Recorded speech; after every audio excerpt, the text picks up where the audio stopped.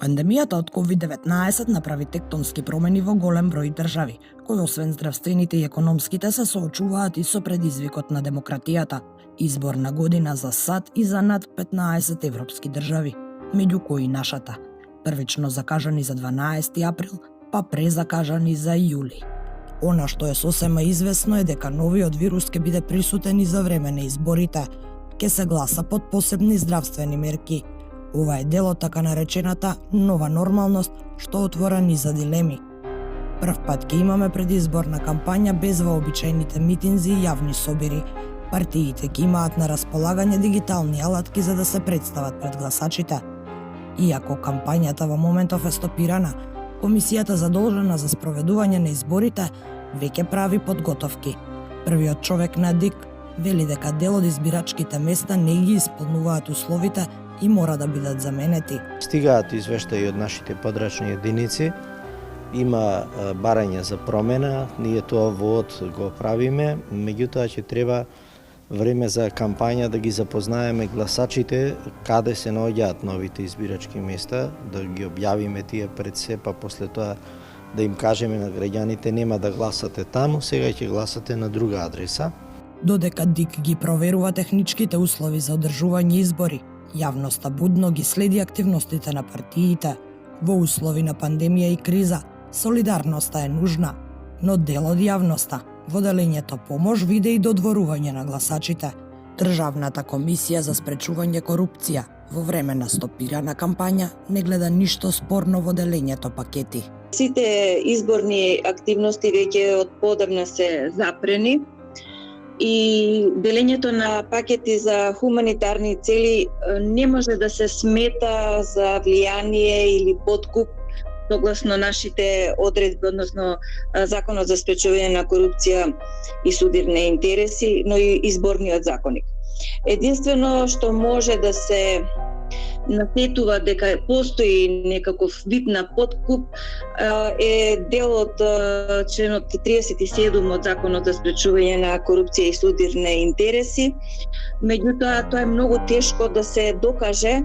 Антикорупцијската комисија бара транспарентност во целиот процес на донирање, а изборните правила ќе ги заменат хуманитарните кога ќе продолжи кампањата. Штом партиите ќе се договорат за датум на избори или да не се договорат, а уредбата за запирање на изборните активности престане да важи, се продолжува со изборите онаму каде што запреа, тогаш и државната комисија ќе постапи многу поактивно во однос на следењето на овие хуманитарни помошти, кои што тогаш де факто ќе се сметаат како подкуп на гласачите.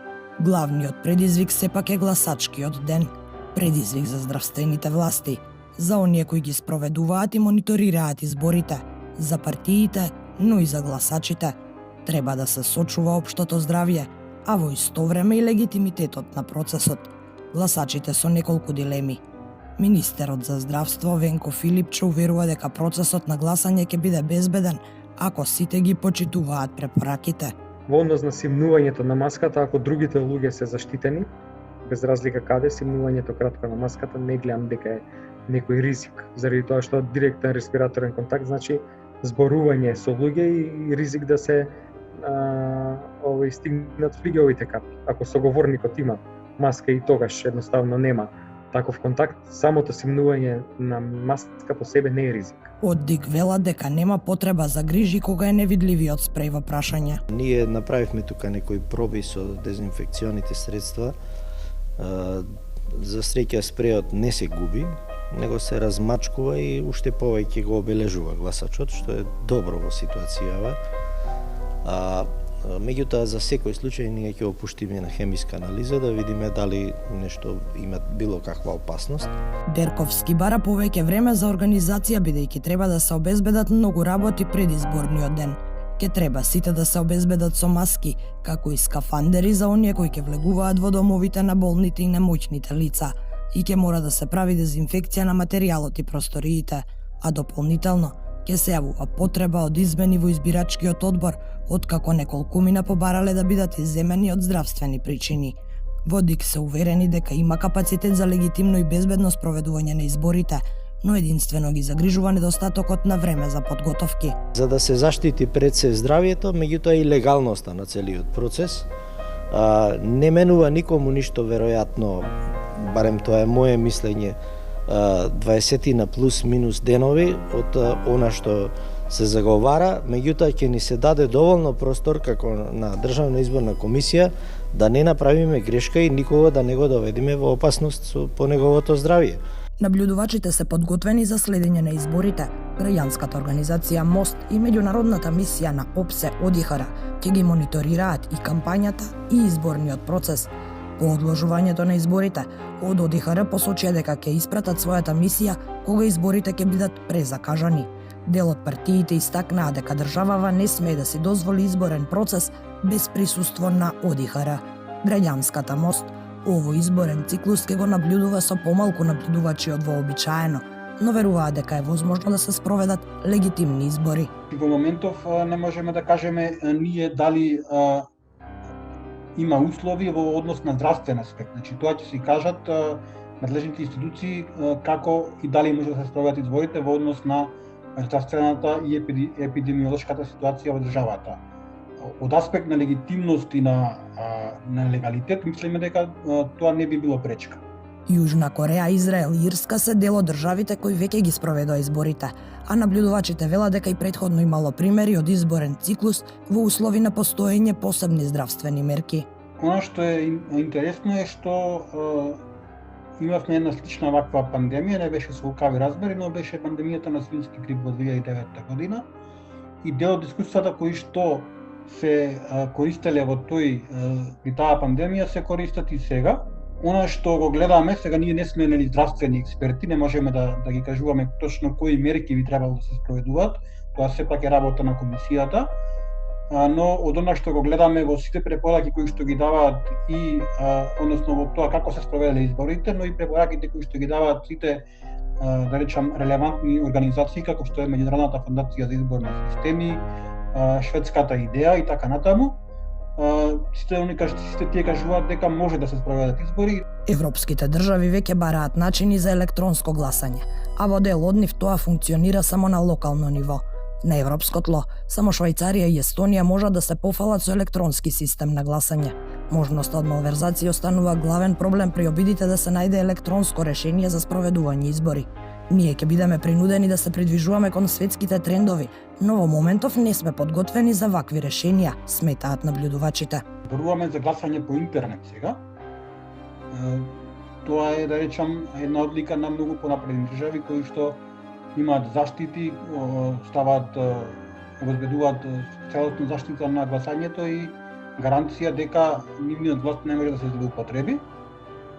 Од друга страна, кај нас веќе се планира електронска идентификација, односно биометриска идентификација на самите избирачки места, односно Државната изборна комисија веќе е задолжена да направи елаборат или спецификација како и тоа и дали тоа може да се, на кој начин тоа може да се воведе.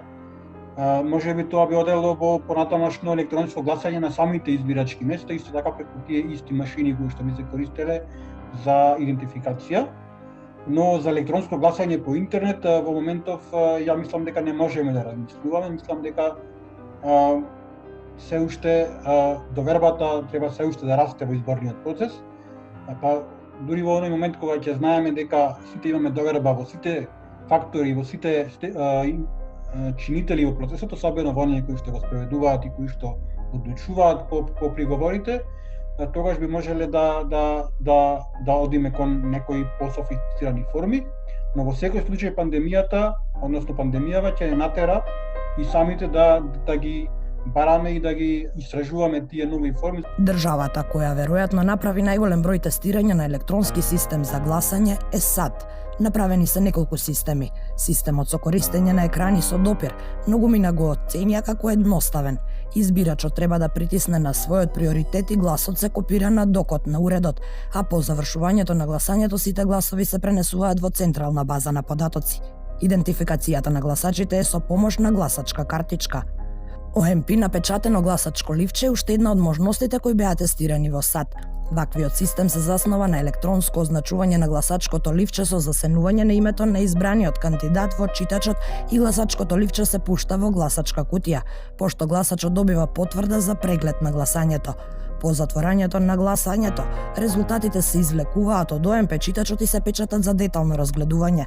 Потоа резултатите се пренесуваат преку модем до централното место за спроведување во таа државна единица.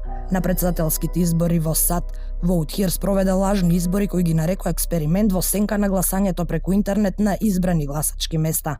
Целта на овој експеримент беше да се доближи до гласачите концептот за гласање преку интернет.